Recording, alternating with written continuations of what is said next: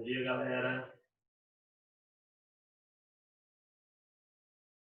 Como é que vai? Tudo bem? Tudo tranquilo? Como é que passaram a semana aí? Tudo em paz?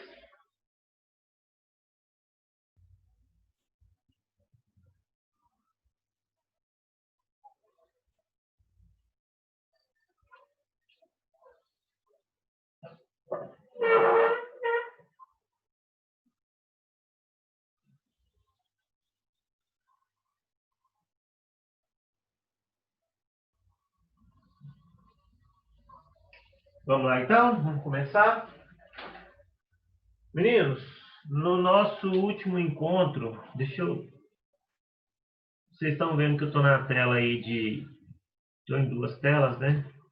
Então, acha o quadro branco aí pra gente. Eu vou começar, tá? Galera, olha só. No nosso último encontro, a gente fez aquela parte final de geradores, né? Que é a máxima transferência de potência, lembra? Aí nós vimos, né, o rendimento máximo, né, nessa condição, numa condição particular, na primeira aula. E na segunda aula, eu falei de circuitos que não têm um único caminho. E comentei com vocês sobre lei de Kirchhoff. A aula até deu uma esticadinha aí depois das Zoom, né? Vocês lembram? Mas eu queria muito terminar aquele assunto para que a gente hoje já pudesse dar, né, início a um novo tema, que é o magnetismo. Tá bom? Então, olha só. Episódio de hoje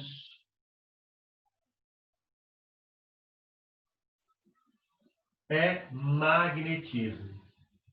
O magnetismo, a gente, de certa forma, está até assim, muito habituado a vê-lo, sendo, assim como o campo gravitacional, né? Quando eu solto um negócio, esse negócio cai.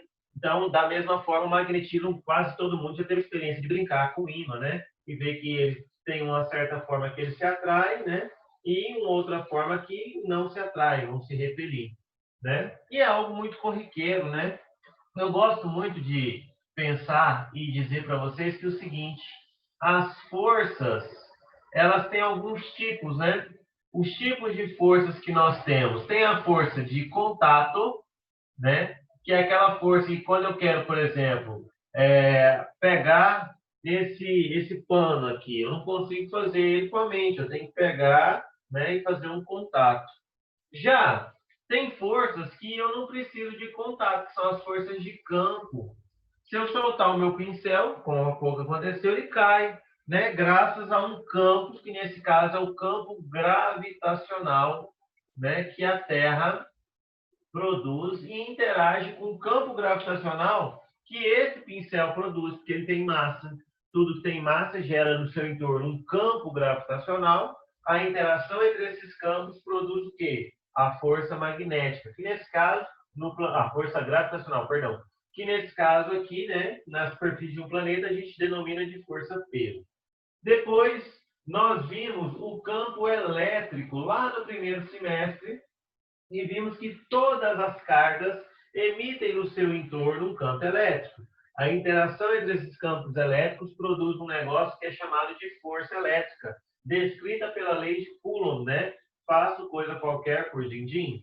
Força é uma constante K, vezes o produto das cargas sobre a distância ao quadrado. Cargas de sinais opostos se atraem, cargas de mesmo sinal se repelem, né? Então, cargas de sinais opostos. Aí tem um contraste, né? A gravitação não tem força de repulsão, é só atração, né? Se tem massa, vai ter atração. Já o campo elétrico e o campo magnético, você tem aí situações em que vai haver uma repulsão desse negócio, né? E nós vamos discorrer sobre isso. Então, posto isso aqui, a gente começa a falar de magnetismo puro, sem força por enquanto. E o magnetismo é algo que é muito presente na história da humanidade, né? A bússola, por exemplo, né, que os chineses, né, a história remonta que foi muito utilizada nas navegações ali no século XVI, né, com Cabral e as grandes navegações, mas remonta que no século I a China, né, já tem relatos que tem bússola lá, que foi inventada a bússola, né? Outra coisa que dá para a gente olhar é, por exemplo, Os motores elétricos hoje em dia, se eu pegar, por exemplo, esse ventilador aqui, ó, o que que faz girar, né, a pá do ventilador? É esse motor que está aqui. E esse motor, se você olhar bem a fundo o motor aí da sua casa, você vai ver um tanto de enrolamento dele de fios de cobre. Por que isso, professor? Porque ali tem um funcionamento elétrico e também tem um magnetismo que faz dar o movimento daquelas pás, faz dar o movimento do eixo. Então, motores que são fundamentais aí no nosso dia a dia, né? Você fala assim, professor, hoje tudo é feito a base de motor elétrico, né? Ainda tem motor a gasolina, né? Motor a carvão, mas motor elétrico, gente, é o que os próprios carros, né? Que são o que é de mais abundante motor a combustão, estão se convertendo em motor elétrico, né?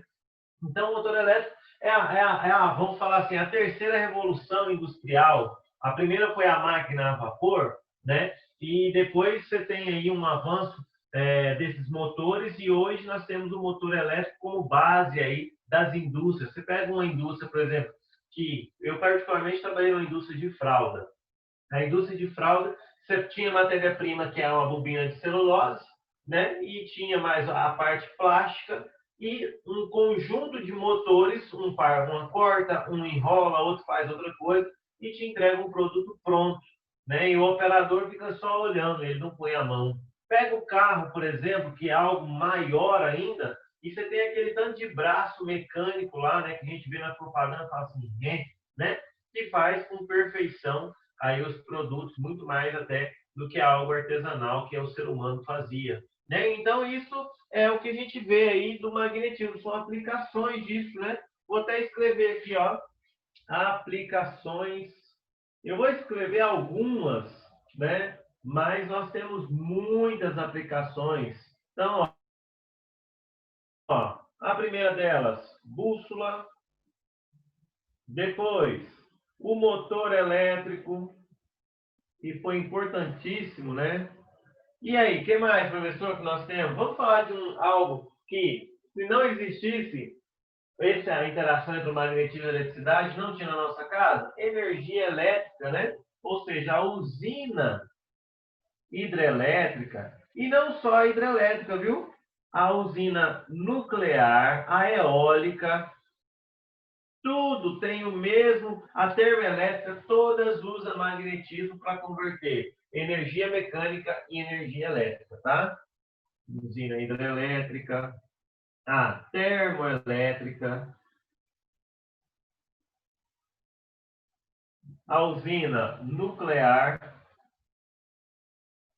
e também a usina eólica também usa desse magnetismo.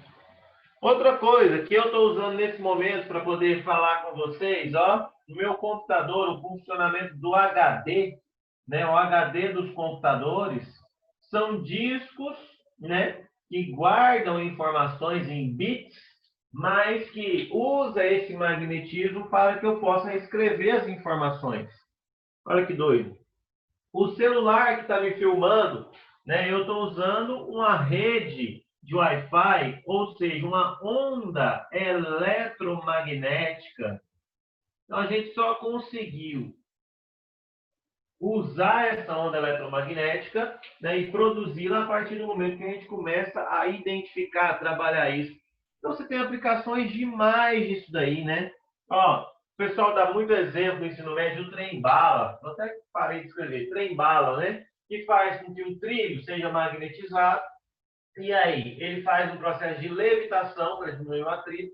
E esse trem consegue viajar a mais de 500 km por hora. Né? Você tem os cartões, sabe o cartãozinho de crédito, de débito, aquela faixa magnética que tem lá, também é uma aplicação de magnetismo. A fechadura magnética, você vê nos prédios aí, então você tem inúmeras aplicações aí, tá bom? Então é um conteúdo muito rico, muito bacana e tem muita coisa aí que pode nos ajudar. Então a primeira coisa, a base, né? A base da eletricidade é quem, gente? A carga elétrica, não é? Então, você vai ver que tem um contraste muito bacana, né, que dá para fazer uma analogia muito interessante entre campo elétrico e o campo magnético. Então, a unidade fundamental aqui do magnetismo é o ímã.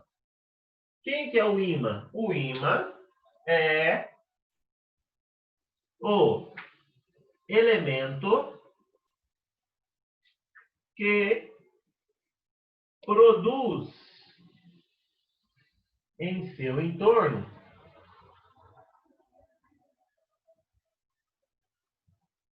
um campo magnético. Beleza? Ímã é o elemento que produz em seu entorno um campo magnético. E esse ímã, moçada, ele pode ser um ímã natural, que os gregos, né, os primeiros relatos, né, que foi visto de um ímã, que o pessoal até acreditava até então, né, que era separado. Eletricidade é uma coisa, magnetismo é outra, né? Por conta que lá na Grécia tinha uma pedrinha lá, e aí a gente chama assim, ó, ímã, ele pode ser de duas formas. Deixa eu registrar aqui, ó, o ímã, que é chamado de natural, que é encontrado na natureza, né? E é uma pedrinha que é a magnetita, tá? A magnetita, que é um óxido de ferro, Fe3O4. É um óxido de ferro, tá? Então, esse aí é um ímã natural. Você tem também um ímã que é chamado de artificial. O ímã artificial é aquele que o homem, né, faz. Professor, o ímã artificial é o eletroímã? Pode ser o eletroímã, mas também tem pedras, né, que a gente consegue imantá-las, ou seja, deixar um campo magnético ali. E esse ímã não é assim, ele não é, ele é duradouro, ele não é instantâneo, não, tá? Então, o ímã artificial que a gente faz, né, que os homens produzem aí, que não é naturalmente, não vem da natureza, tá? Então, até aqui, alguma dúvida? Deixa eu ver a carinha de vocês. Ver se está tudo bem. Dúvida até aqui?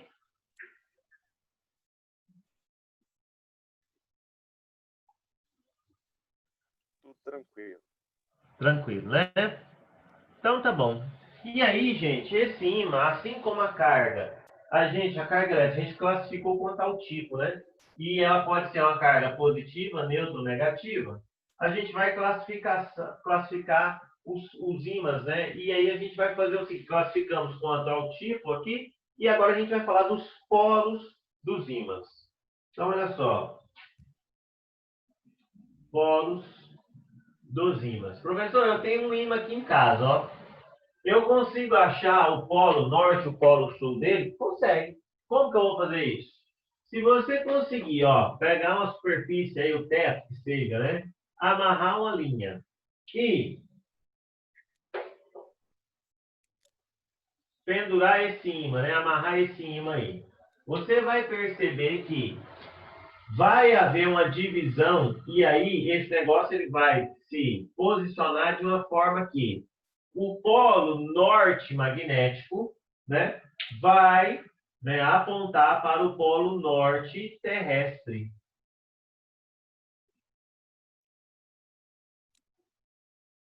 E o polo sul aí do ímã vai apontar para o sul terrestre. Ah, professor, é assim então que a gente classifica o polo? É. Então, os ímãs vão ter dois polos sempre, norte e sul. E aí, se você pegar, por exemplo, um material, né, que tem bom magnetismo, mais à frente eu vou falar que é um material ferromagnético. Pega limalhas de ferro e aí soltar esse negócio, você vai ver que essas limalhas vão se concentrar nas partes mais externas aqui do ímã. Ó. Por quê, professor? Nos polos dele? Porque é onde eu tenho um campo magnético mais intenso. Então, os polos dos ímãs são polo norte e polo sul. E essa distinção se dá, né? Como é que o pessoal deu o nome para polo norte e polo sul? Quando você consegue erguer esse ímã, né? Pendurar no teto, ou seja no chão, mas livre do atrito do chão, né? Você vai ver que ele vai se posicionar de uma forma que o polo norte vai coincidir com o polo norte terrestre e o polo sul vai coincidir com o polo sul terrestre. Aí você fala, professor, daí surgiu a bússola? É, mas mais à frente eu vou falar, quando eu falar de magnetismo terrestre, tá? E aí, gente, olha só, nós temos, assim como lá na eletrostática, eu fiz os dois princípios da eletrostática, que é princípio de atração e repulsão das cargas e princípio de conservação das cargas, aqui nós vamos fazer também dois princípios. Então, olha só, princípios do magnetismo. O primeiro princípio é chamado de princípio de atração. Princípio de atração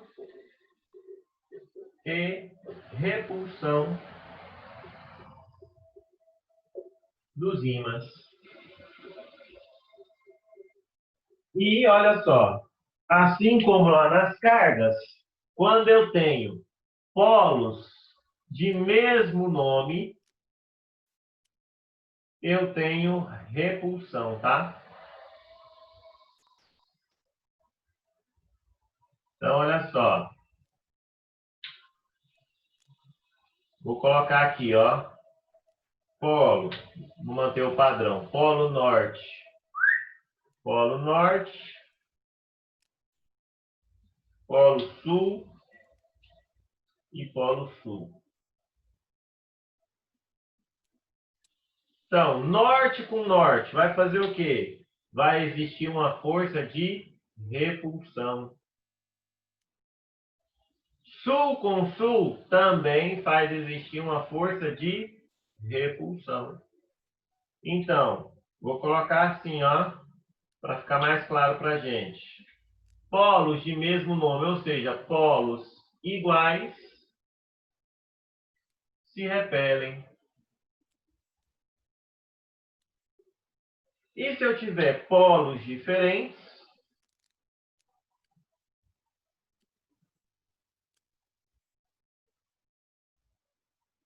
vou desenhar mais longe, né? Polos diferentes, assim como eu tinha cargas elétricas diferentes, eu vou ter uma atração.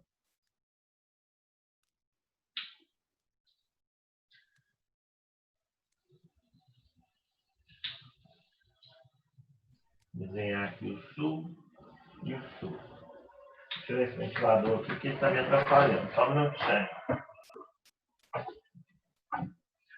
Aliás, professor, qual a parte de magnetismo que cai no Enem? O Duarte está me perguntando.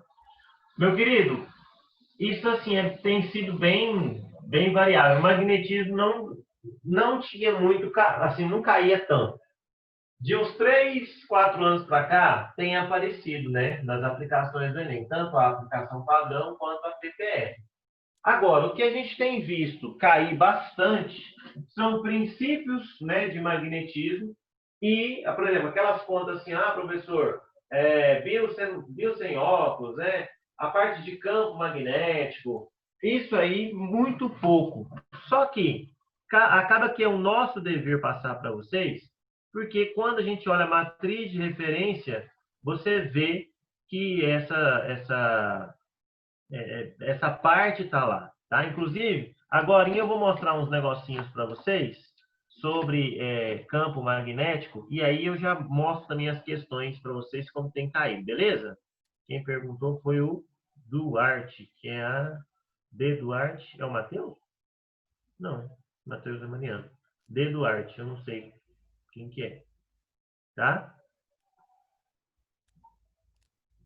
Então, olha só, continuando aqui, nós temos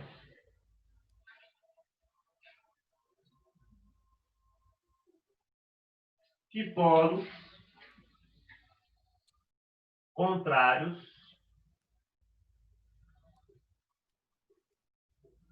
se atraem. Esse é o primeiro princípio aqui do magnetismo. Até aqui, dúvida? Posso seguir? Posso apagar esse lado direito aqui? Lado esquerdo, melhor dizendo? Pode. Não tá. Então, olha só. O segundo princípio que nós teremos vai ser o princípio da inseparabilidade magnética.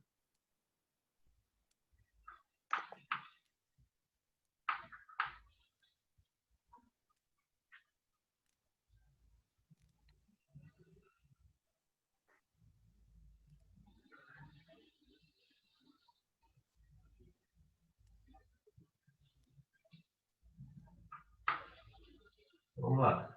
Então, opa, esse não foi.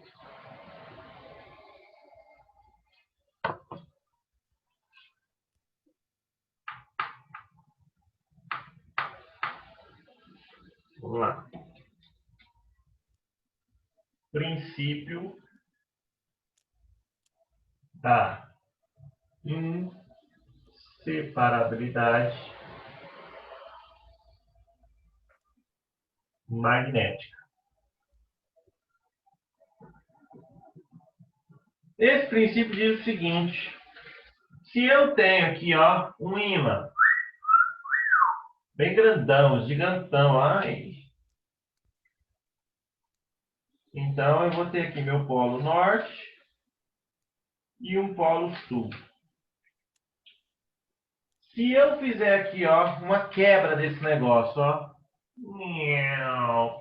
né? Quebrei. E aí, eu vou ter um pedaço aqui, ó,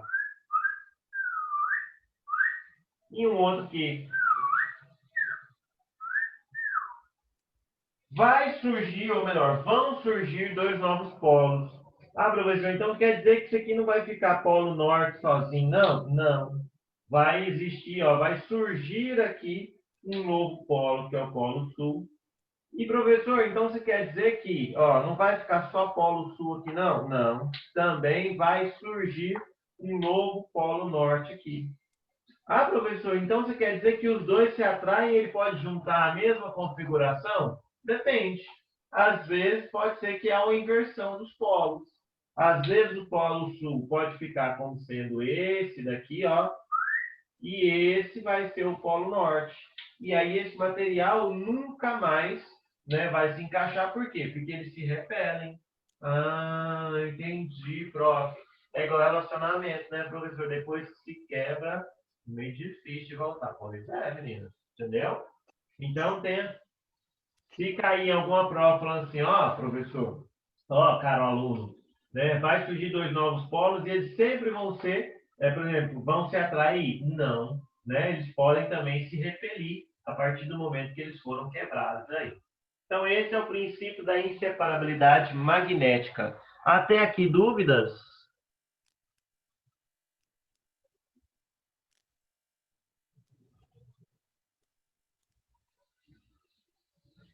Bom, então agora a gente vai falar de magnetismo terrestre. E aí sim nós vamos falar da bússola.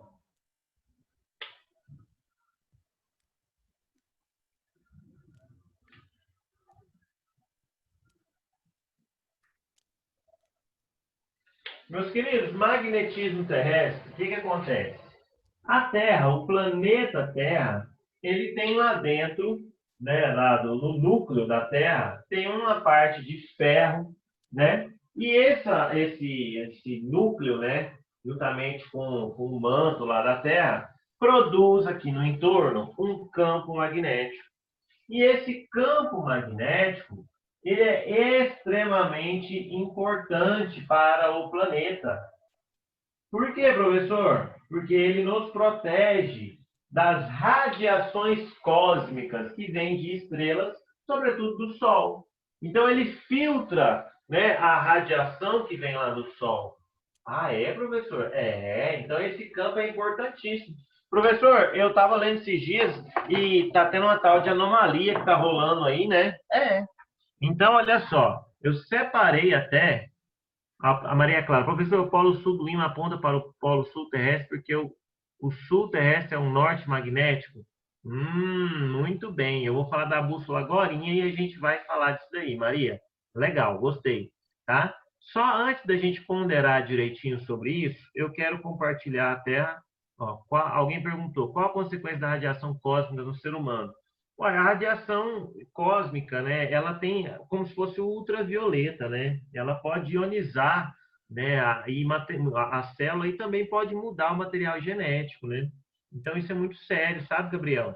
Essas radiações cósmicas, as explosões solares, né, que acontecem frequentemente aí, elas atrapalham não só, né, as comunicações, porque a gente usa ondas eletromagnéticas, então altera o campo magnético, assim também como assim no ser humano ela é nociva, ela pode produzir aí vários efeitos, né, como por exemplo a radiação ultravioleta, que se não fosse aí a camada de ozônio, né, seria bem complicado para a gente filtrar esse negócio.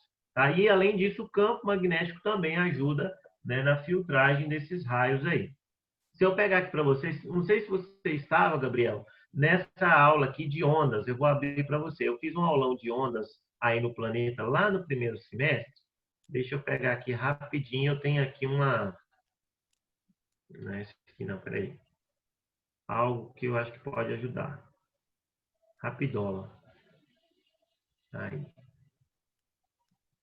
Pronto. Vou compartilhar a tela aqui com vocês. Só um minutinho.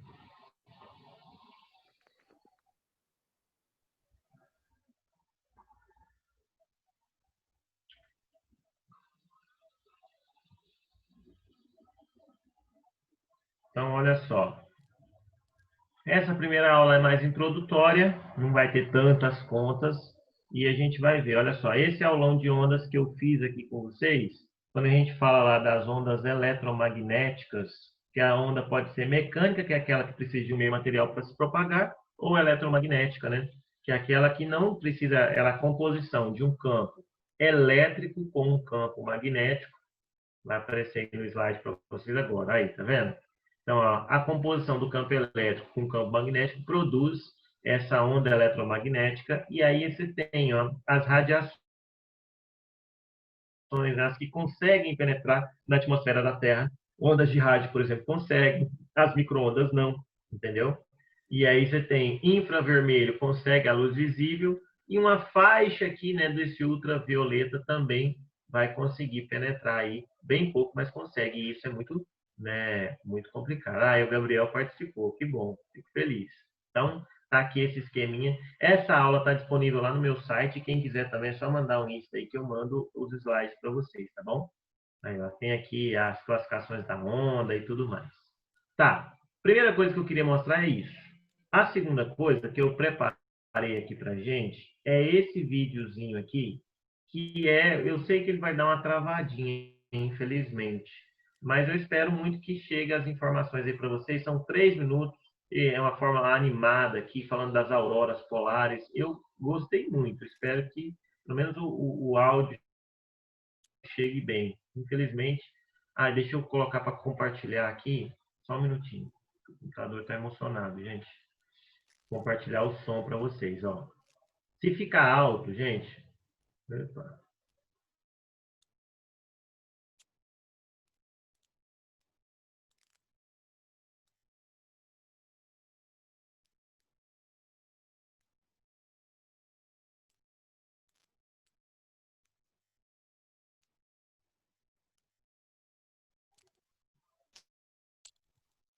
aí. Vou pôr o YouTube aqui. Que isso, filho? Gente,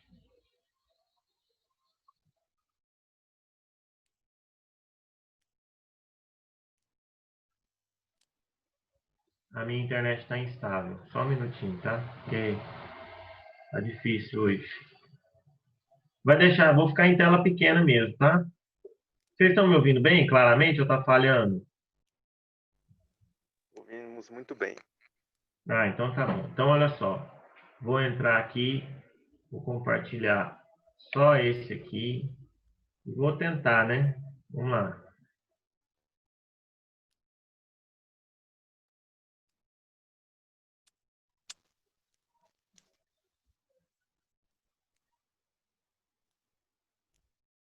Caramba. Travou legal, hein?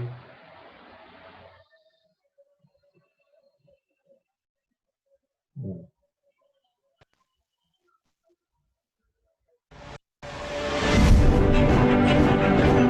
para mim tá travando, vocês vai testar muito mais. Só um minutinho que vamos lá. Já fechei tudo que eu precisava. Deixa eu fechar aqui também isso daqui.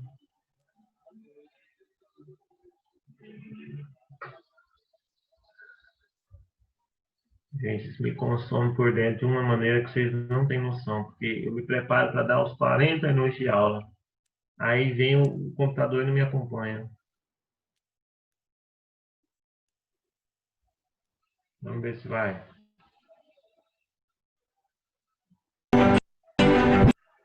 Não, não está indo. Vamos fazer o seguinte, ó. Na próxima, eu vou baixar esse vídeo, né, nesse intervalo e na próxima aula eu mostro. Antes, eu gostaria de mostrar isso aqui para vocês, ó. Vou de novo lá, ó. Sigo aqui, ó. E eu gostaria de ler mesmo com vocês, porque eu achei bem interessante, né? Saiu o G1 e tem no UOL também, né? NASA investiga anomalia no campo magnético da Terra. Aí, vai ser esse aqui mesmo, ó. Tem um... Bom, vamos ler junto que vocês vão entender. Ao seu redor, a Terra tem um campo magnético, ele guia bússolas e migrações de animais, mas também age como seu escudo protetor, repelindo partículas energéticas que vêm do Sol. Esse campo magnético, contudo, tem um ponto excepcionalmente fraco, que fica sobre a América do Sul e o sul do Oceano Atlântico, batizada de Anomalia do Atlântico Sul. E aí fala, né? A sua existência permite que algumas dessas partículas solares mergulhem mais perto da superfície que o normal. A NASA, a Agência Espacial Americana, monitora essa anomalia e notou uma pequena evolução nessa região de menor intensidade do campo magnético da Terra. Sua existência pode causar grandes problemas para satélites e aeronaves, né, que sobrevoam aquele local, tá, gente? Isso porque... Oh, gente, não acho propaganda não, meu Deus. Isso porque o Sol espelha um fluxo constante de partículas e na região da anomalia, a radiação dessas partículas pode derrubar computadores de bordo e a coleta de dados de satélite. Se for atingido por um próton de alta energia, um satélite pode entrar em curto-circuito, sofrendo uma falha temporária ou danos permanentes em algum componente. É por isso que os operadores geralmente desligam componentes não essenciais de satélites quando passam pela anomalia do Atlântico Sul. Estudando a anomalia, cientistas observaram que a região está crescendo e se expandindo para o oeste, e ela também começou a se dividir. Dados recentes mostram que o vale da anomalia, ou onde há uma menor força no campo magnético, se dividiu em dois blocos, causando ainda mais dificuldades para missões de satélites. A anomalia não causa impactos visíveis na vida diária na superfície da Terra, mas estudá-la também é uma boa oportunidade para cientistas aprenderem o mecanismo por trás do campo magnético da Terra. Então, olha só, aí ele agora vem explicando do núcleo, né? Que a anomalia do Atlântico Sul surge de duas características do núcleo da Terra: a inclinação do seu eixo magnético e o fluxo de materiais em seu núcleo externo, né? A agência explica que a Terra é como se fosse uma barra magnética com polo norte e sul, com polaridades magnéticas opostas, mas o núcleo não é estável, nem perfeitamente alinhado ao longo do globo. Isso acontece porque o campo magnético é produzido na parte interna do planeta, no núcleo líquido da Terra, a milhares de quilômetros de profundidade. Ali, ferro e níquel, em uma temperatura e pressão muito alta, gera corrente elétrica, e a corrente gera o campo magnético, né? Então, daí que vem o campo magnético terrestre, né? Dessa diferença desses materiais, né? Dessa circulação de ferro e níquel lá no núcleo, né? Que produz uma corrente que produz o campo magnético. Só que o campo magnético muda por causa de processos dinâmicos que acontecem no núcleo, que mudam ao longo do tempo por causa de condições geodinâmicas. Então, tá aí para vocês, né, algo que aí tem 6 dias, né, saiu na BBC, sobre essa anomalia no campo magnético. Talvez alguém tinha visto aí, né, e por isso que eu estou trazendo para vocês. Deixa eu ver o que mais que nós temos aqui no bate-papo. Tá embaçado? Não aparece direito. Para vocês não apareceu direito, então, o texto, mas conseguiu pelo menos escutar a voz ou ficou meio estranho? Deu Oh, para que escutar a raiva, voz. gente.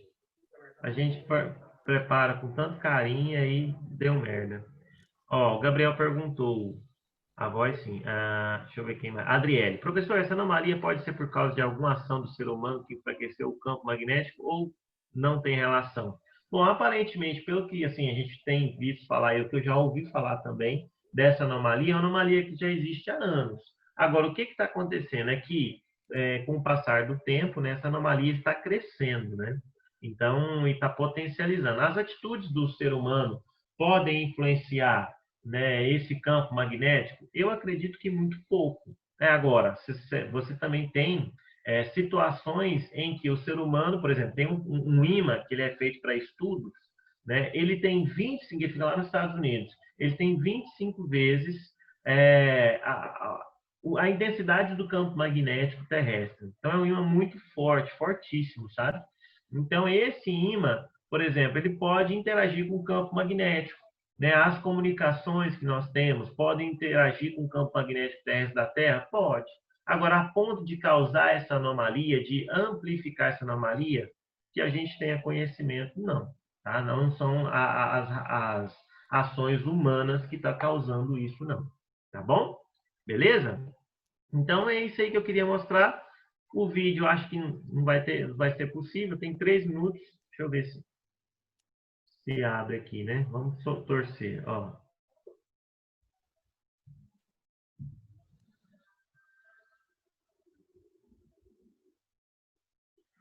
Não, gente, até no meu computador está travando demais. Eu vou baixar e aí na próxima aula, no início da próxima aula, eu mostro para vocês, tá bom? Então, só para a gente terminar, já que vocês estão vendo meu quadro de novo, olha só. Vamos só colocar aquele comentário que a Maria Clara falou para a gente, ó. Esse aqui a gente sabe que é o norte terrestre, não é? E esse é o sul terrestre. Quando você, como eu falei ali para vocês, ó, você coloca o ímã, e aí o que acontece, gente? Esse ímã aqui, ó, o norte do ímã aponta para o norte geográfico, assim como o sul do ímã aponta para o sul geográfico. O que acontece, gente? Se polo norte é atraído por polo sul, então na Terra, na realidade, esse aqui, ó, é o norte geográfico, mas magneticamente falando, ele é o quê? O polo sul. Então, ele é o polo sul magnético do planeta. E da mesma forma, ó, esse aqui é o polo sul geográfico, mas ele vai ser o polo norte magnético, tá bom? Beleza? Então, aí a gente entra, né, no magnetismo terrestre, falamos do campo magnético, da importância que ele tem, e também, né, para o planeta, para ter vida aqui nesse planeta, e também da bússola, né, como é que é a aplicação dela. 3 minutos para a gente encerrar a nossa aulinha, né? Está acabando já, agora tem 1 minuto só. Né? Então, é isso. Na próxima aula, então, ó, eu vou baixar o vídeo e vou tentar mostrar do meu computador para vocês, que eu achei muito interessante. E também eu vou falar sobre inversão de campo magnético. Né? Esses dias eu vi até um artigo sobre isso. O campo magnético da Terra, gente, ele se inverte. E a gente vai falar aí do que isso pode influenciar na nossa vida aí. Belezinha? Deixa eu aparecer aqui para vocês, né? Ó, beijo grande e até 12h25, tá? Some não, fica por aí. Tchau, tchau. Agora meu cabelinho, né, bebê?